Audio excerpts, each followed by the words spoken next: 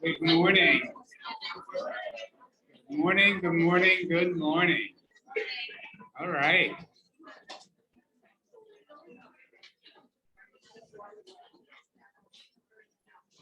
Can you hear me in the back? Yes.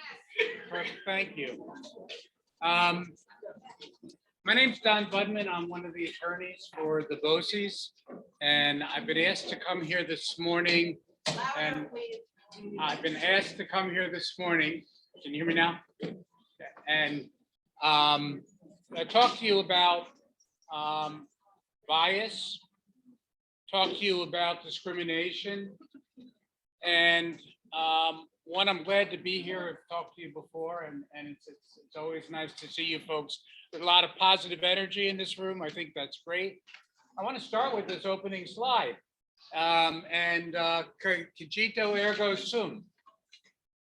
Any questions? Thank you for coming today. This translates roughly as I think, therefore I am.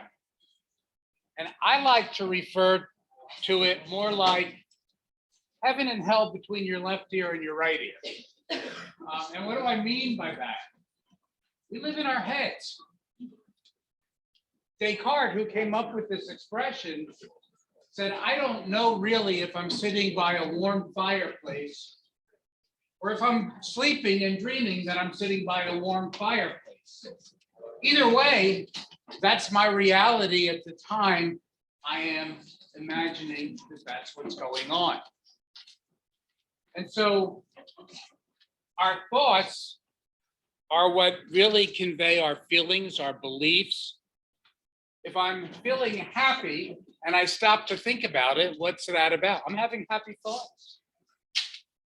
I'm enjoying the things I'm seeing, the people I'm with, what I'm doing. If I'm sad and I think about it, what's going on? In my head, there are some sad thoughts. There's some anxiety about something that's going on. I'm nervous because I got to talk to a room full of people. It could be anything, right?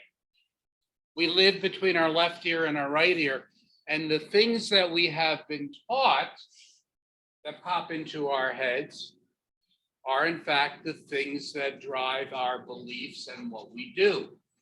So today I'm going to ask you for a favor, and that is I want you to start to think a little bit challenging with regard to the thoughts in your head. What is it that I believe? Why do I believe it? Is it a rational belief when I think about the things I really know? I want you to practice constructive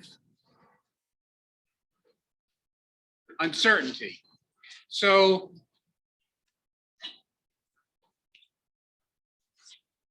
what is being different? The act of the condition of being different is diversity. We all have heard about diversity, inclusion and equity, equity and inclusion, DEI. So it's in the news. It's in the approach that we're taking towards curricular decisions, et cetera. Why is it important? Diversity is the act of bringing difference to the workplace. What kinds of differences? Race, educational background, accent, age, ethnicity, national origin, religion. You know, one of the reasons I'm here today is because we have actually heard in this workplace anti-religious comments. So we want to challenge some of those assumptions that are behind those. So difference. What is inclusion?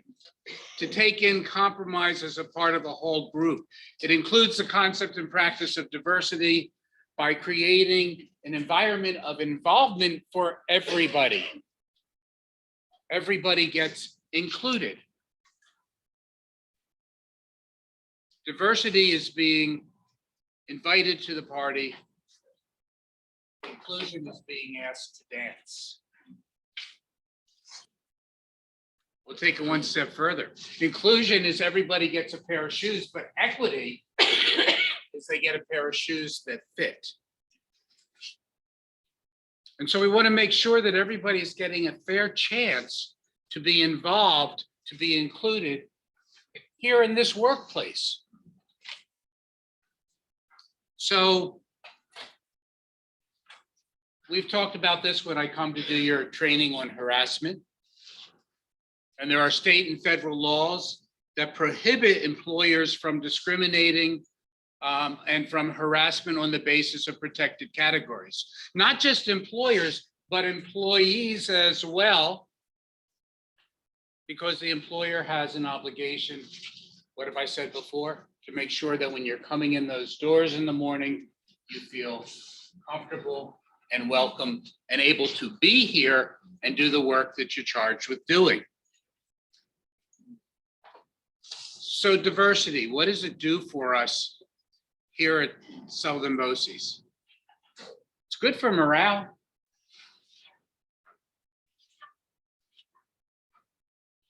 Enhances creativity. How is that? You know, I do new board member training for boards of education. And I tell the boards about my first experience at the New York State School Boards Convention. And I'm sitting in the back of the ballroom on the Saturday when they've got all the school boards from across New York State in one ballroom. And they've got a keynote speaker. and I'm brand new to doing school law, and I'm sitting in the back and I'm looking across this expansive ballroom, and I say to myself, wow, we've got the entire leadership of all the schools in New York State in this one room. That's incredible. My second thought was, they're all volunteers. How awesome is that? And then my third thought was, they're amateurs. What do I mean by that? Very few school board members studied public education, went to college to be teachers or administrators. They come from other professions. They come from other ideas. Well, why would you put that group in charge of our education system? Creativity.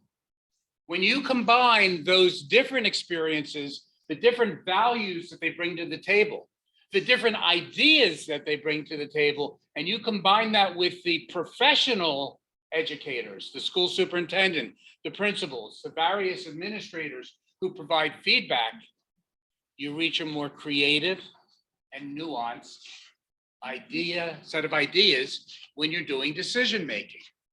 Well, the same thing's true in the workplace. If you've got a diverse workforce, you've got more ideas entering into what you do.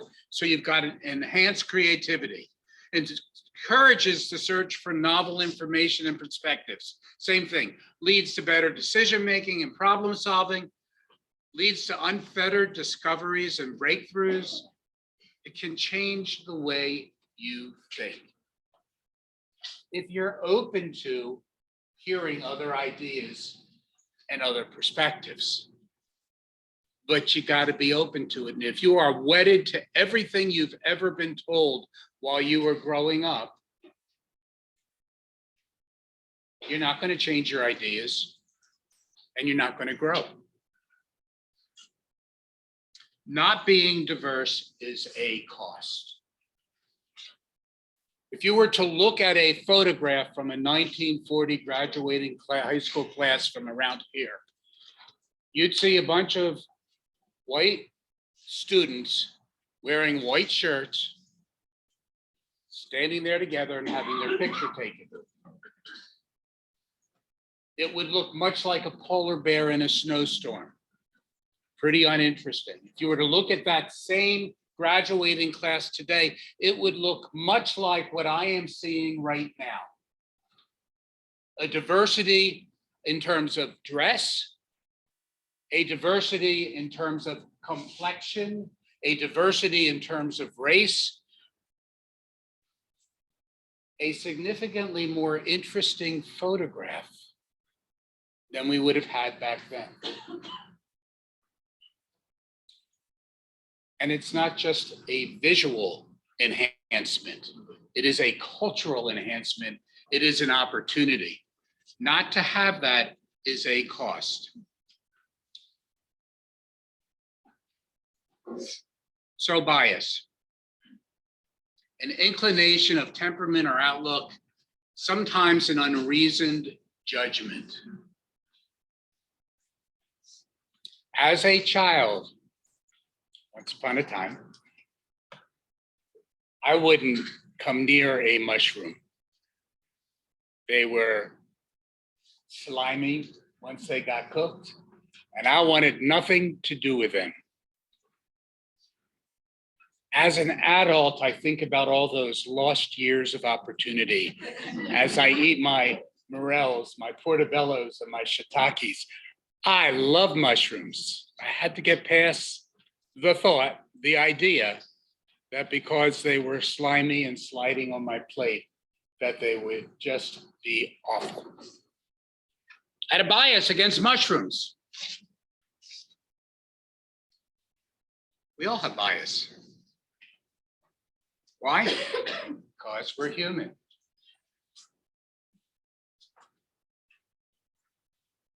By the way, I had a bias in favor of bacon, and that has stayed with me my entire life.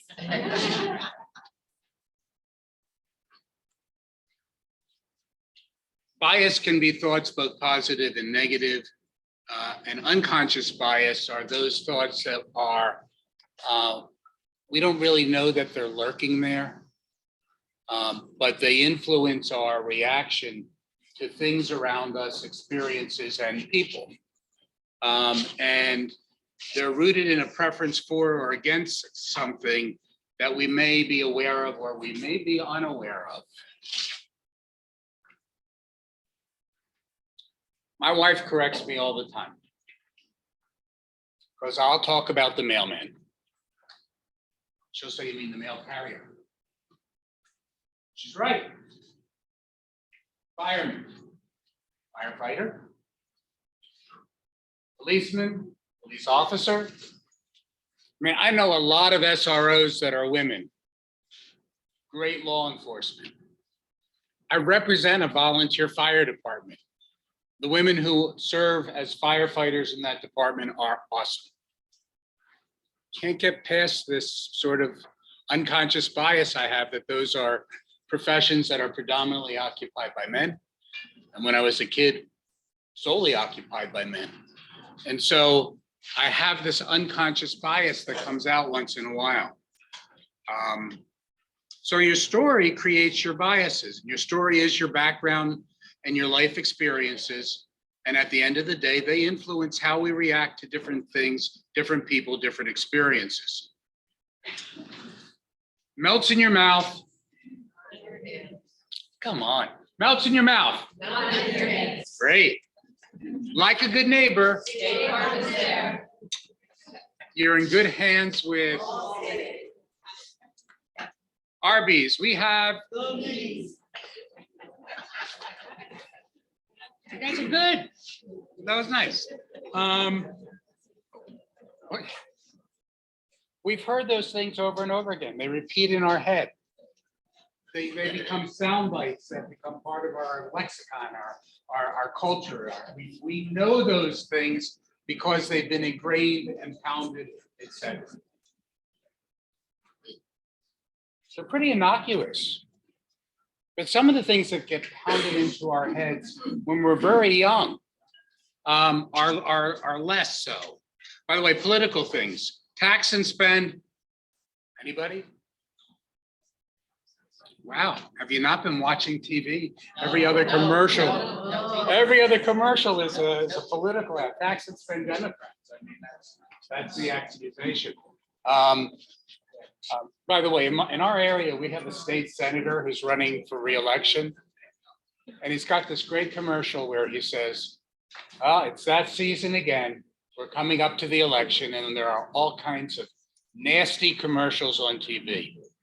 So Riley and I want to give you a break. And the next minute is just Al Sturpey with his dog in his lap.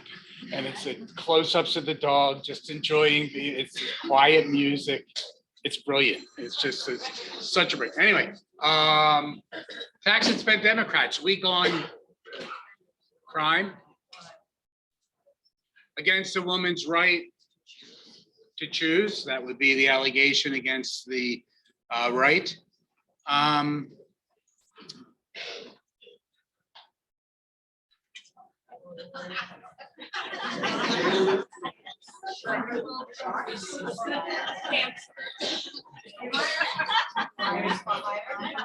Lovely, handsome, I heard guns for hire.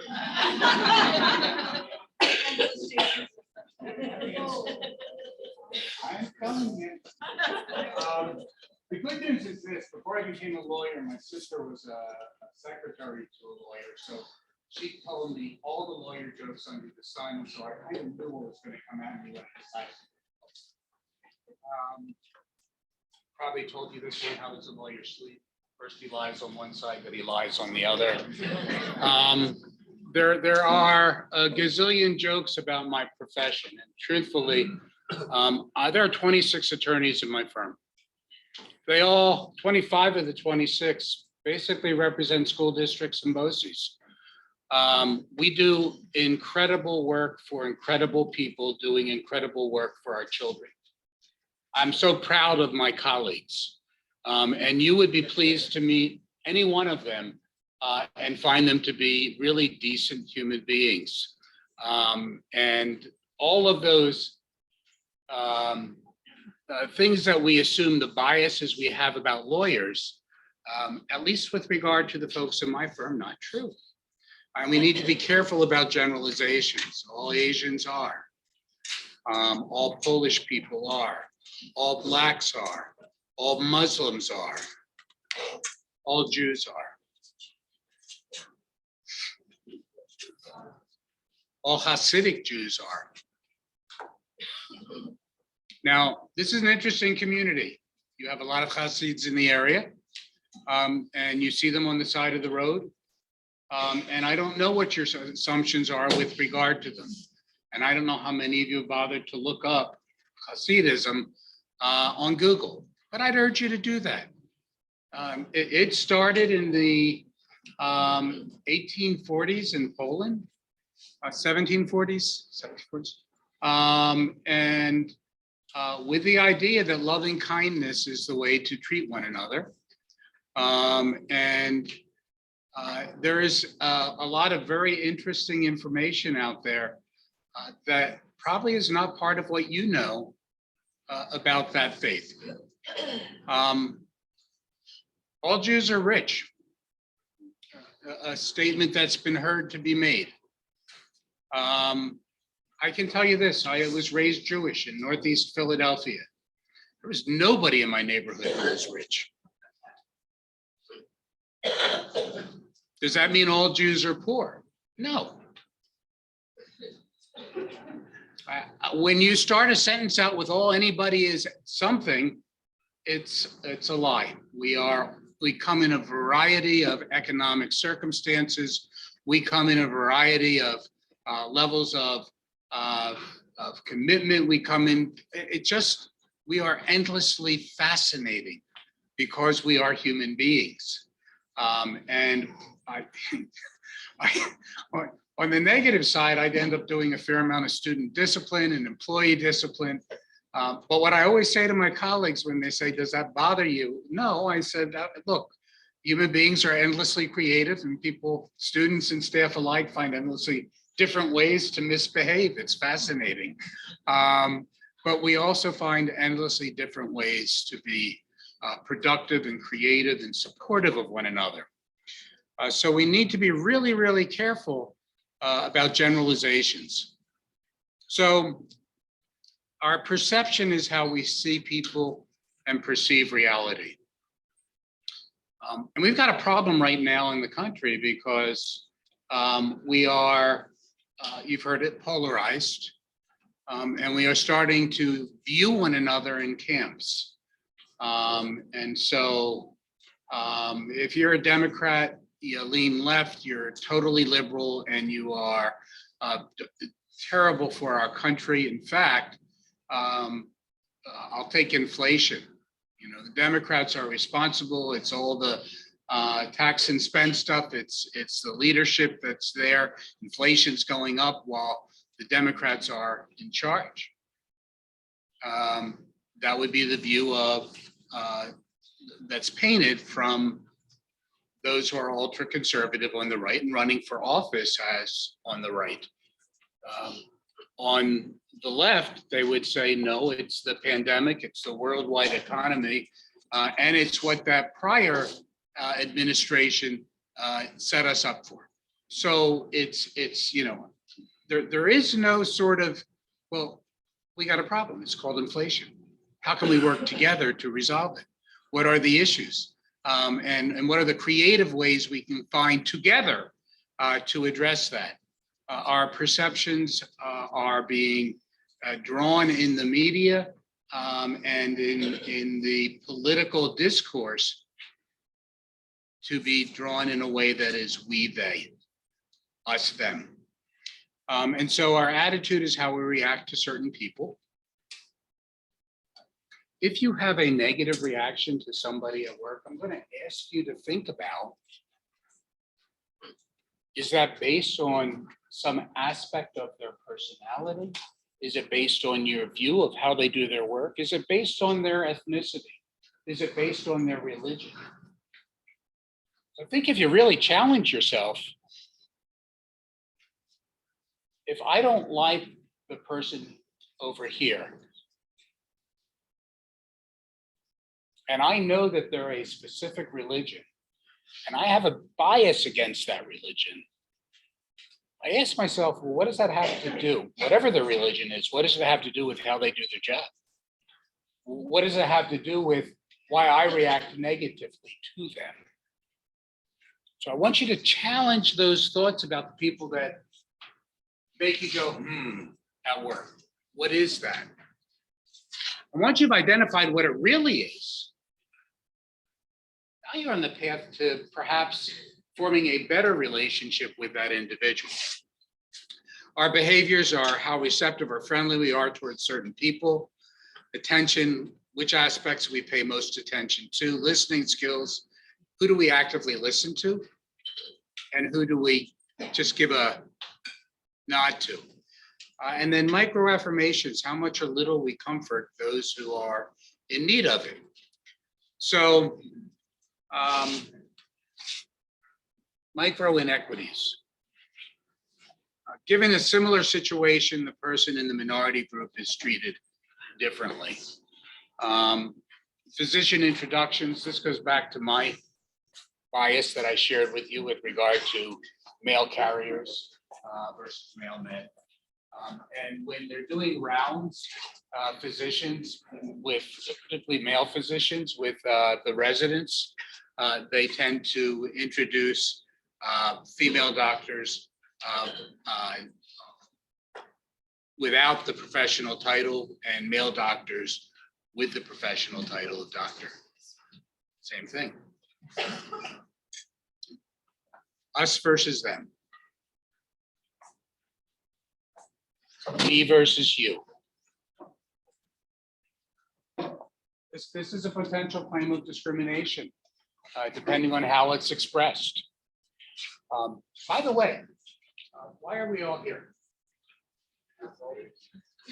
Because you were told you needed to be here. That was, why are we all here doing the jobs that we do? For a paycheck, there is that. God, this is a tough group. Who are we here for primarily? Students, thank you very much. We share a common goal. It's not me against you because all of a sudden we are no longer working in tandem if we are at odds with one another in order to accomplish that ultimate goal of serving the students. So we need to recognize and understand that bias is a normal part of who we are. Develop the capacity for self-observation. My challenge to you earlier in this presentation, right? Look to yourself with constructive uncertainty. Just think about those terms a little bit when you leave here today. Explore awkwardness or discomfort. So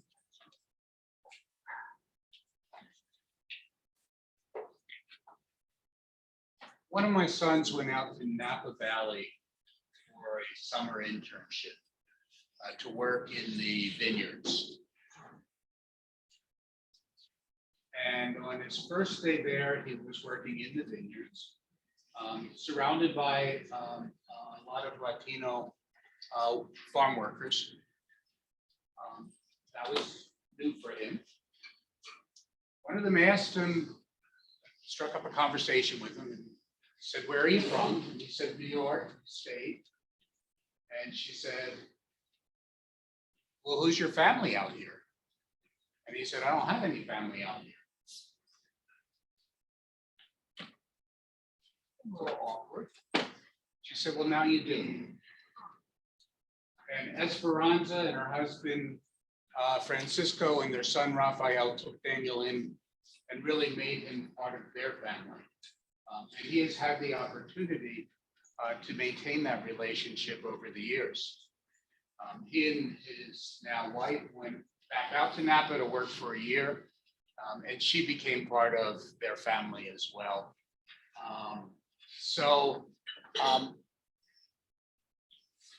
Getting past awkwardness, putting yourself in a position where you walk into the lunchroom across the way and you see a table and it is ethnically divided.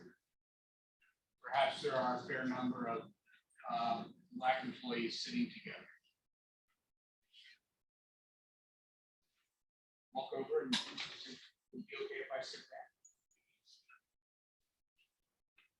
I see that sometimes when I go to lunchrooms with students, and other times I go and I see just a lot of folks just hanging with people that they're enjoying, regardless of race, ethnicity, etc.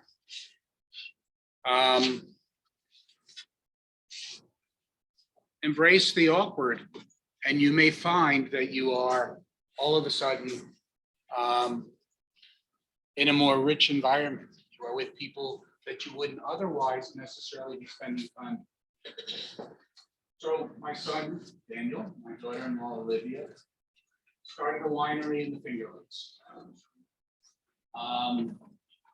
She teaches full-time in order to help support that dream. And Daniel does farm work and works at a seed plant in order to make that dream work.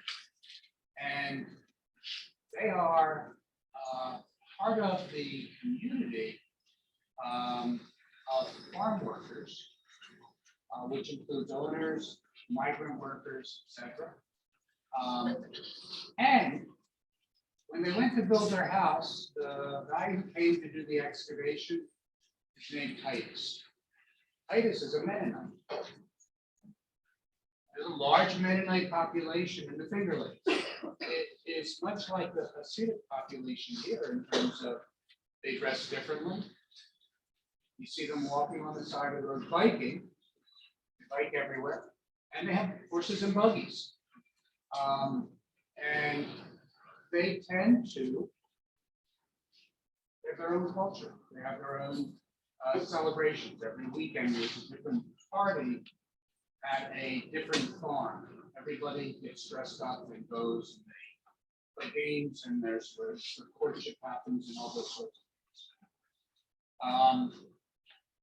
There are a fair number of people in the Finger Lakes who don't communicate except to perhaps purchase stuff from a Mennonite store.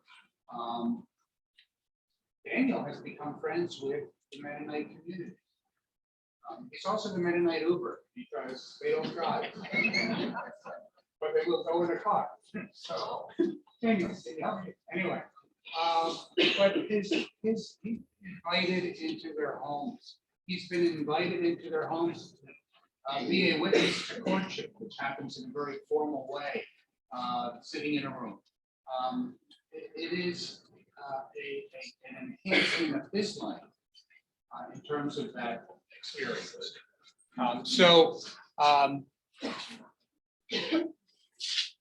Diversity. His life is so rich. It's got so much texture. So engage with people in groups you may not know very well. Get feedback and data. Now, harassment. Some of this is a review, but it's important. It's any kind of inappropriate behavior, including speech, motivated by or related to protected categories. We've got the list of protected categories, main ones being race, sex, gender, national origin, religion, disability, age, and sexual orientation. And it includes unwelcome conduct directed at an individual because they are a member of that category. When the conduct has the purpose or effect of unreasonably interfering with an individual's work performance or creates an intimidating, hostile, or offensive work environment. It's made explicitly or implicitly a term or condition of employment. You'll remember that's quid pro quo harassment. And it's used as a basis for employment decisions. So basically, for most of you, harassment is when it makes employment unbearable based on gender, race, religion, disability, age, sexual orientation, etc. So it's unwelcome conduct based on a protected status, objectively offensive. Most people would say, yeah, that's offensive behavior. Subjectively offensive. Yes, I find it offensive. And then finally, severe and pervasive. At least that used to be the standard. In order for it to rise to the level of harassment under the law, it needed to be severe and pervasive, but the New York law has changed. And now it just has to be more than a petty slight or a trivial inconvenience. We went from a bar that was way high, severe and pervasive behavior that creates a hostile environment for you, to slightly more than petty or trivial inconvenience.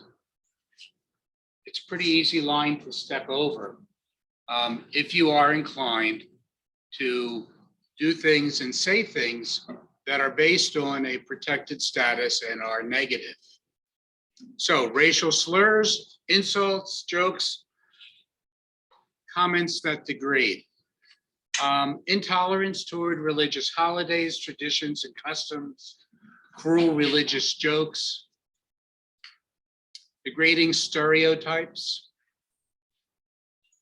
comments about national origin, age, disability, sex, and race, teasing or patronizing comments or jokes about an individual's age.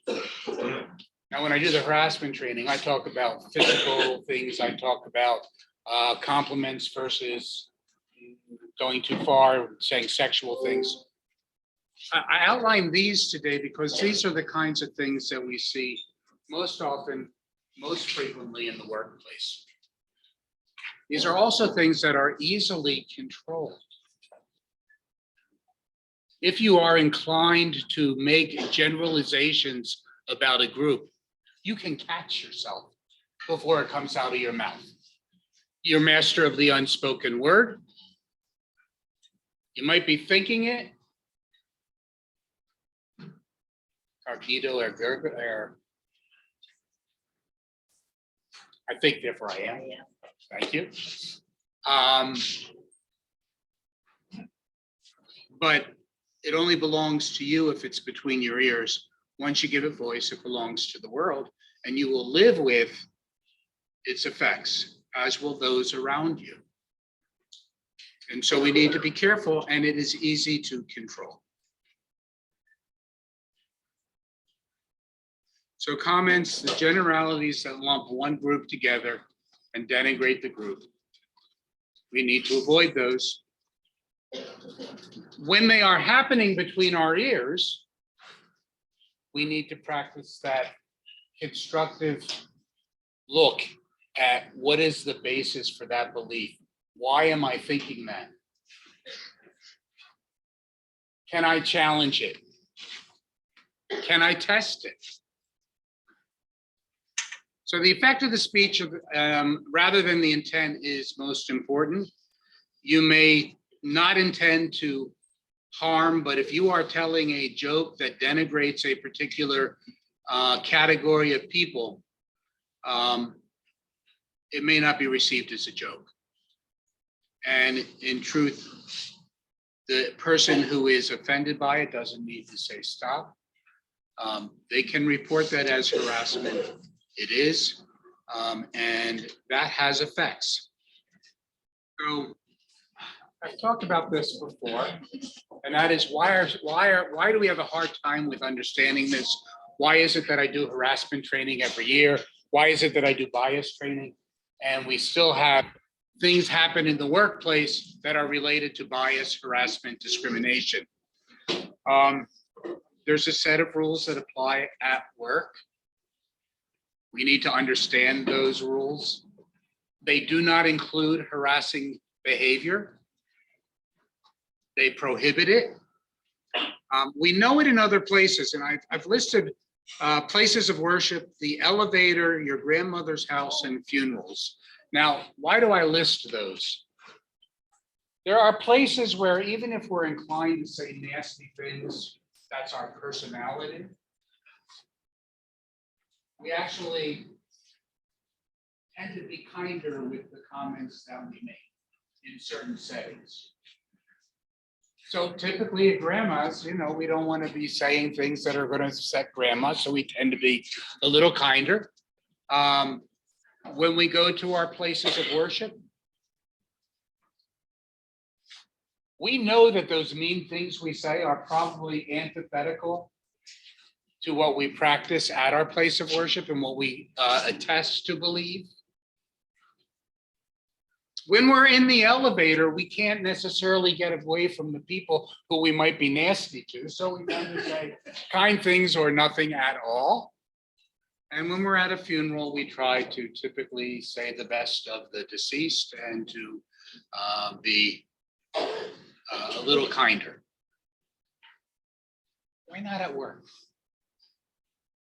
Why not here? This is a place, it doesn't, why not here? I'll just leave it there. So if speech or conduct relates to a person's protected status or characteristic, it may offend because of it, it's prohibited. Don't do it. If you can't be kind, at least don't be mean. So bottom line, this applies to the entire workplace.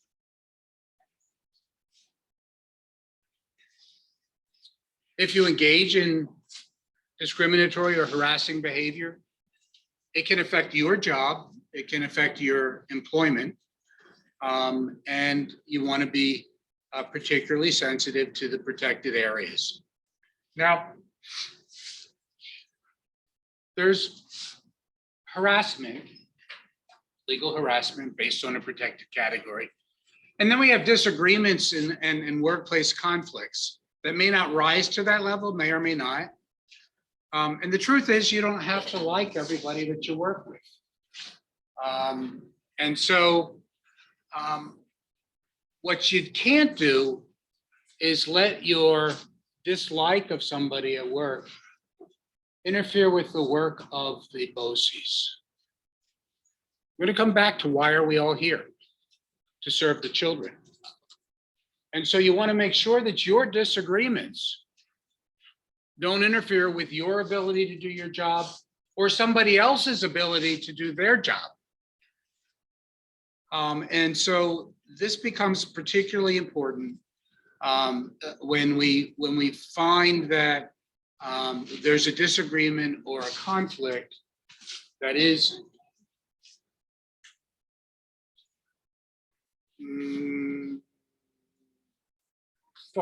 festering, continuing to grow, interfering on a daily basis with jobs getting done. So fighting at work, arguing, refusing work. No, I'm not going to do that. You do it. Sabotage, arguing in front of students, parents, other employees. Those arguments create an atmosphere. If they happen with frequency, they create a culture. When you've got a culture in a particular department that's negative, that's a major drain on the mission of the BOCES. So factions get built. We start to choose sides, right? What might start as a me-you argument, all of a sudden you got your friends teaming up on your side. I got my friends teaming up on my side. Our coworkers are now going at it. Not good, not good. And by the way, we all have the ability to spot that and to be a force to interfere with that sort of cycle. So disagreement, different opinions about facts. So we may not agree that what the facts are. If we can't agree on a common set of facts, it's hard to have a reasonable conversation about what we're going to do. And so we need to make sure that if our facts differ, we're dealing with different opinions about common set of facts. We agree on what the facts are. I'll go back to inflation. There's inflation. Nobody disagrees. What the cause is, we got major disagreements with regard to that. So different interpretations of reality, be careful of prejudice. So are the things that we believe interfering with our ability to understand a different viewpoint, a different perspective? When we are having disagreement, am I hearing what you are thinking is, what's your reality? Do I fully understand what's my reality that's driving my view that's different from your own?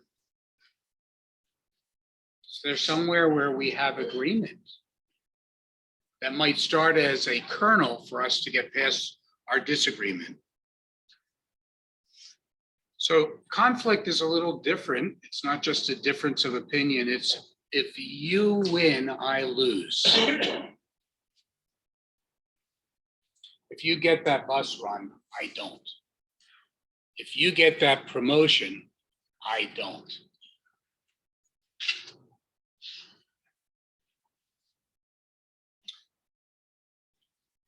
We have conflicts. They're going to happen. Why?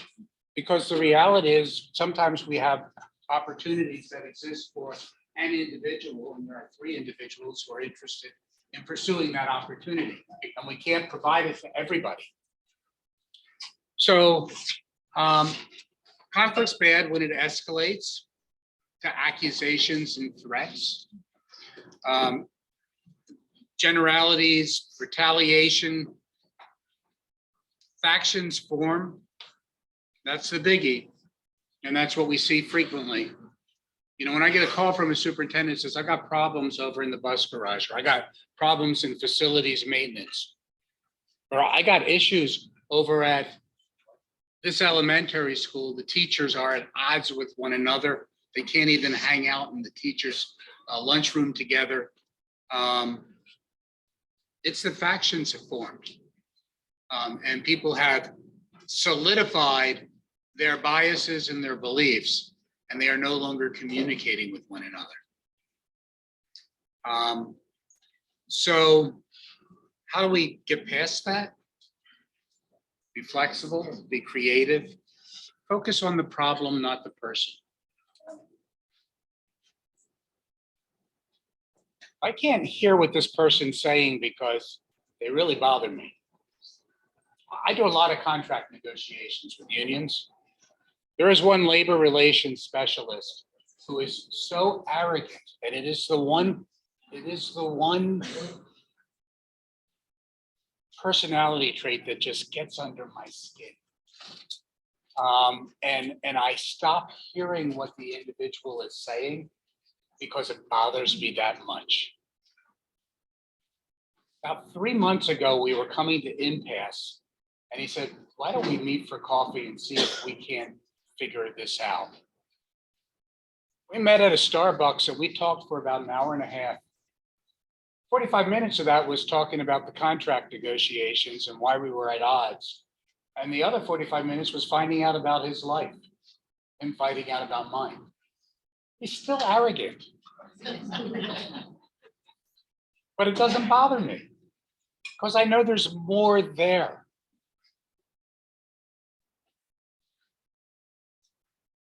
It's just important that we sometimes try to not focus on the issue, not the person, but also understand that people are more than the thing that sets us off.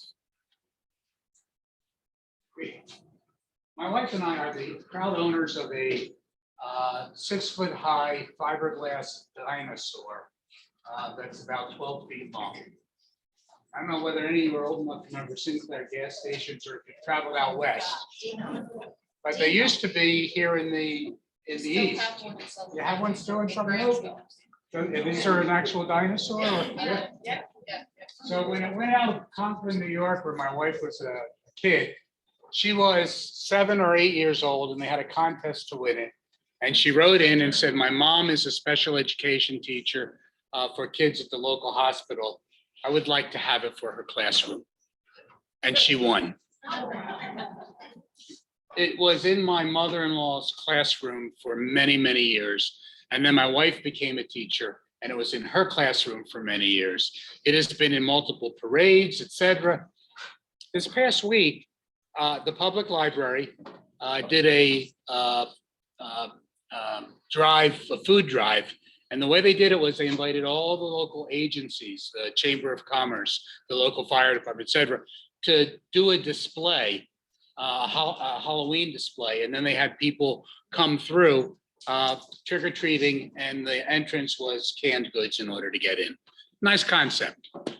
We brought the dinosaur. We did a cave person kind of display. And one of the kids who was there for one of the other agencies came over and said, "Could I sit on your dinosaur?" It's a middle school student. I said, "Sure." Let her sit on the dinosaur, and she was just entranced by it. And she asked me, she said, "What's the story?" So I told her the story. My wife writing in, winning the thing, and being in special ed class. She said, "You know, I kind of felt like this thing was alive because it looks so real. But now that I know the backstory, it's really come to life." And I looked at her and I said, "You know, people are the same way." Because there was a moment there was a teachable moment. And it's that, it goes back to that LRS who's still arrogant, but there's so much more there. If we scratch the surface, everyone sitting in this room has an interesting story to tell. Got to take the time to ask, got to take the time to listen. So remember that legally prohibited harassment occurs based on a protected characteristic. Disagreements and conflicts may not be legally prohibited harassment, but they can create problems in the workplace with negative consequences for both the workplace and the employees who are engaging in that disagreement. So violations of the anti-harassment laws and policies will result in disciplinary action, can result in personal liability. So let's just hit that for a second. Harassment and discrimination are prohibited under the State Division of Human Rights, the Division of Human Rights Law. If you are harassing somebody, by and large, there are statutes that protect you if you're negligent and you hurt somebody at work. The law requires us to provide both legal defense, and if there's an award against you, to provide the actual award, and the BOCES insures for those liabilities. But if you intentionally hurt somebody, it's not negligence, it's intentional. There is no protection, there's no legal defense provided, and there's no monetary defense provided if there's an award against you. So where does the award come from? Your personal assets. So there is a risk involved, not just with regard to your employment status, but also with regard to your assets and the liability that might exist there. So things to be aware of. You're employed as a professional in public education. We're all here to serve the children. By and large, we do it in an atmosphere that is collaborative, productive. You know, I watch you all coming in, I watch you sitting together and chatting and enjoying each other's company. You all have a marvelous opportunity because you get to do really important work for really important people, our little ones, with like-minded people. I love the area of legal practice I've chosen. I like my colleagues all over the state who do the same thing, representing school districts and BOCES. Why? They're like-minded. They care. They care about the kind of work they do. They care about the people they're servicing. So be mindful of all of that. Diversity leads to constructive difference, greater awareness of self and others, and cultural expansion. So lack of diversity has a cost. I mentioned that earlier. Just to sort of, if in fact you are sitting in a room full of clones of yourself,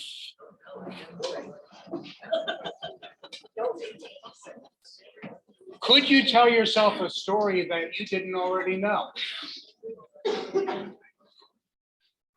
How boring would your life be, speaking only to you? Now, I will give you, my dad, before he passed, had some minor dementia, and he talked to himself a lot. One day he said to me, he said, "Don, do you know why I talk to myself?" I said, "No, Dad, why do you talk to yourself?" He said, "Because I have very interesting things to say. And two, I'm a most appreciative audience." But remember, he had dementia. He was the exception to the rule. If we had only ourselves to talk to, it would be pretty boring. It is great that you have all this diversity sitting around you with different experience to share, different ideas, constructive difference, greater awareness to self and others, and cultural expansion. Our lives are so much richer. They have so much more texture because of each other. Kindness doesn't cost anything.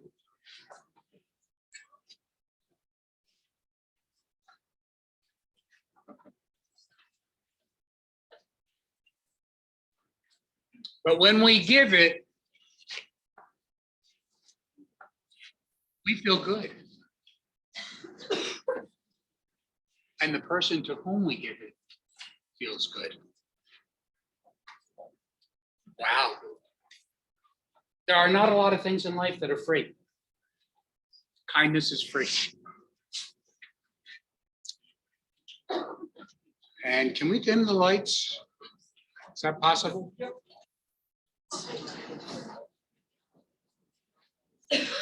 We are about to, we're a few days away from the midterm elections. And so I want you all to do your patriotic duty and go out and vote. It's incredibly important. I want you to think beyond the sound bites and look to the issues and vote the things that are important to you and those who express that.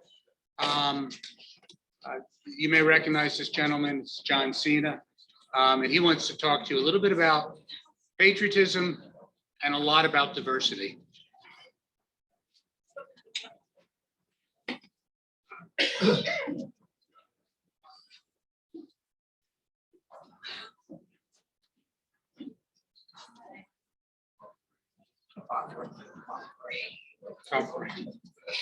Up here? Patriotism. There's a word thrown around a lot. It inspires passionate debate, it's worn like a badge of honor, and with good reason. Because it means love and devotion for one's country. Love. For a word designed to unite, it can also be pretty divisive. See, there's more to patriotism than flag seating with onesies and rodeos and quadruple cheeseburgers. Patriotism is love for a country, not just pride in it. But what really makes up this country of ours? What is it we love? It's more than just a huge rock full of animals like cougars and eagles, right? It's the people. Do me a favor. Close your eyes for a second. I want to try something. Picture the average U.S. citizen. Think about it. How old are they? What's their hair like? How much can they bench? You got one? Okay.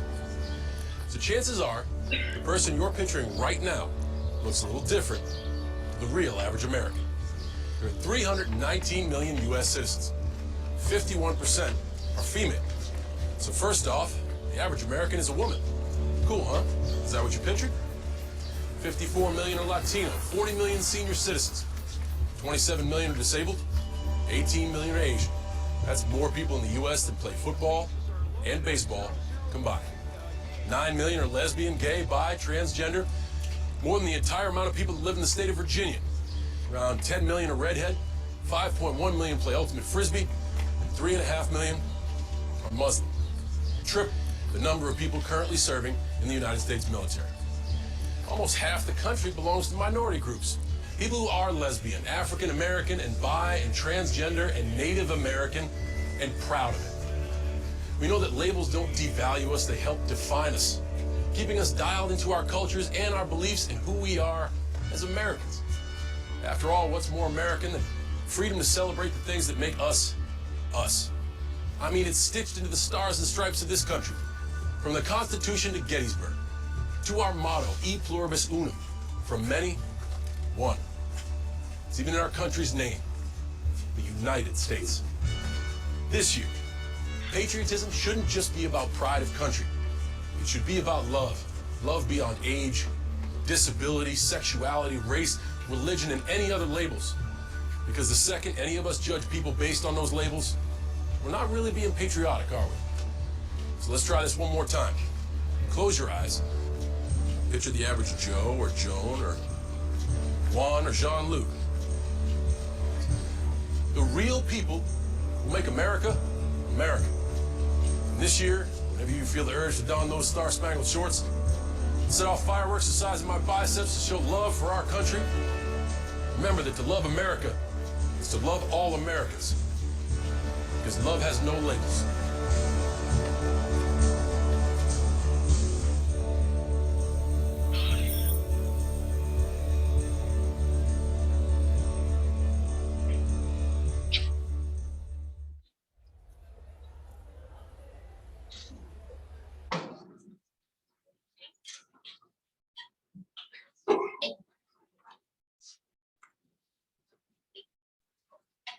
Get the lights up.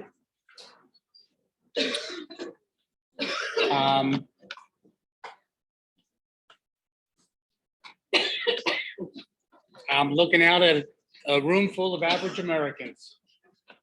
That's great. I want to thank you for your attention this morning. It's an important topic.